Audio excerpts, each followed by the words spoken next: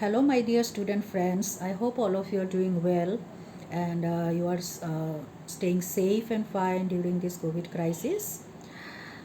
Today, I'm going to deal with a new topic, that is management as an activity, management as a process, management as a discipline, and management as a group. So, to start with, we shall be discussing management as an activity. Activity means any kind of action like swimming, playing, dancing, singing, talking, cooking. So, just like any other human activity, according to the concept, management is an activity, management is also a human activity, just like any other activities. And management as an activity can be classified under three heads: interpersonal activities, which implies that management is the relationship between persons. Management is getting things done through the help of subordinates, and the manager has to interact with his team, with his group of workers, with his human resource from time to time, and get the right kind of interaction so that the work is done. The manager acts as a liaison officer between the organization and the outside world. And interpersonal activities means that the manager is constantly dealing with different individuals in the organization and also liaisoning between the individuals in the organization and the individuals outside the organization. The second aspect of management as an activity is informational activities. So this implies that management is a continuous process of dealing with different kinds of information. The manager seeks a variety of information from his colleagues, from his subordinates, and at the same time, he also delivers the desired and the required amount of information that his employees need from him to the concerned departments, the concerned branches, or other individuals need from the manager. This means that management is an informational process. And the last one is decisional activities. This I have discussed in my previous videos also, that management is concerned with taking the right decision at the right time.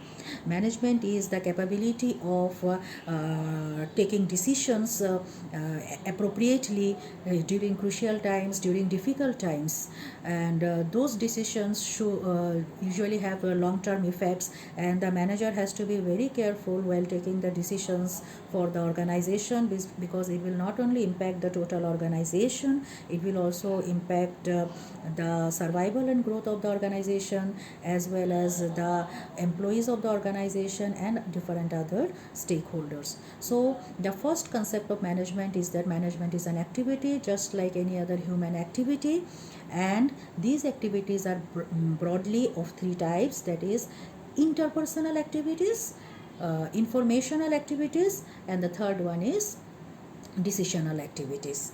The second concept is management is a process. Management is a process means it is an activity which is comprised of different functions.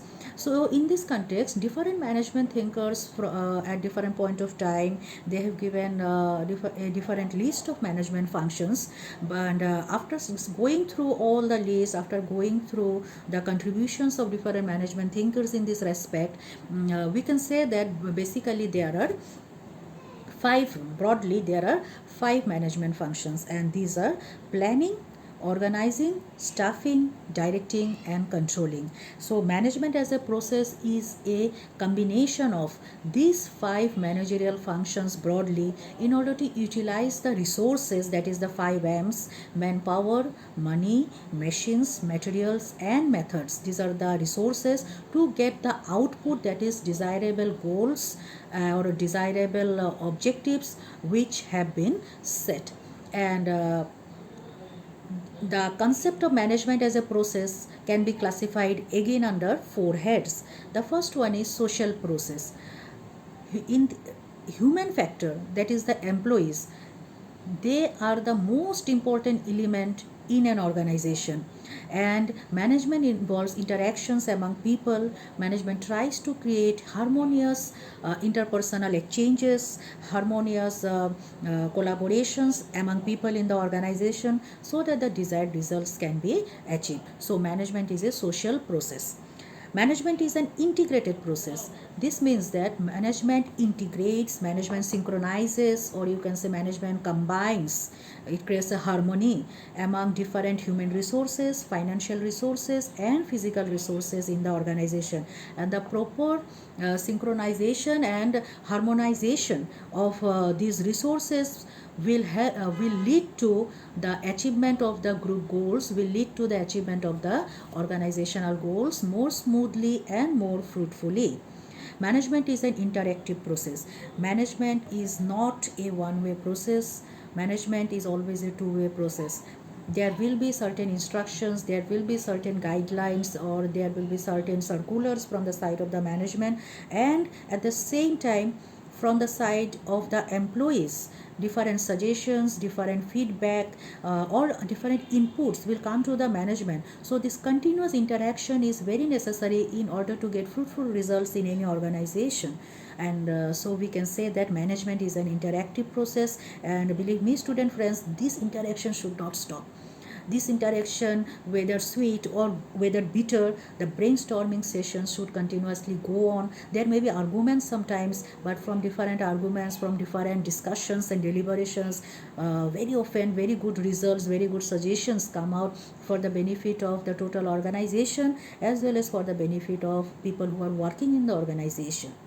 And uh, the last point in the management as a process concept is that management is a continuous process. Management involves continuous identifying of the problems and also continuous identifying of the solution to these problems. Management is an ongoing process. It does not stop with one particular activity. As long as the organization exists, management exists, and managers have to take decisions continuously with the help of the people who are working in the organization, and so management is a continuous process.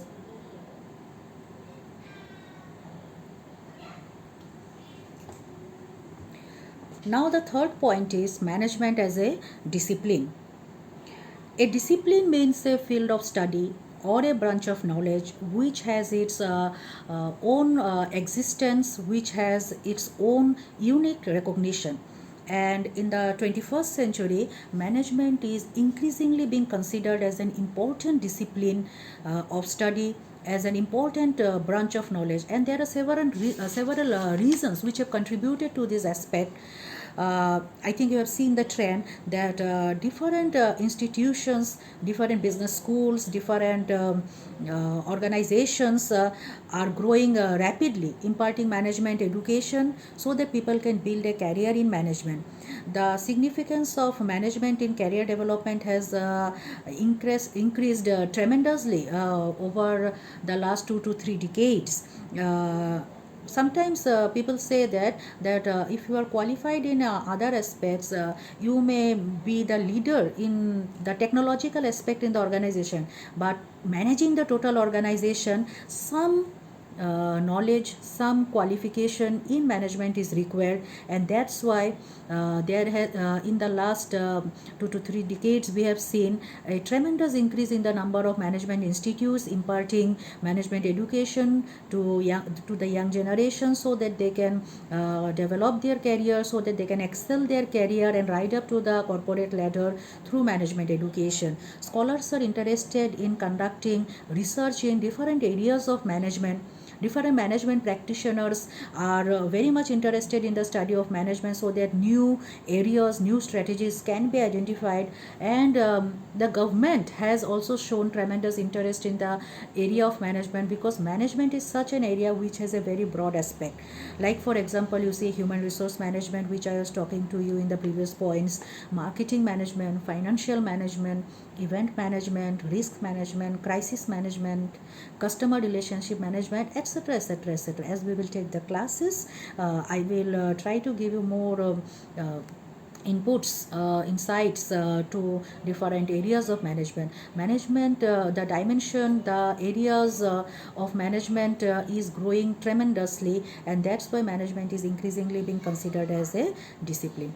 But in this context, students, you should remember that management is an interdisciplinary study.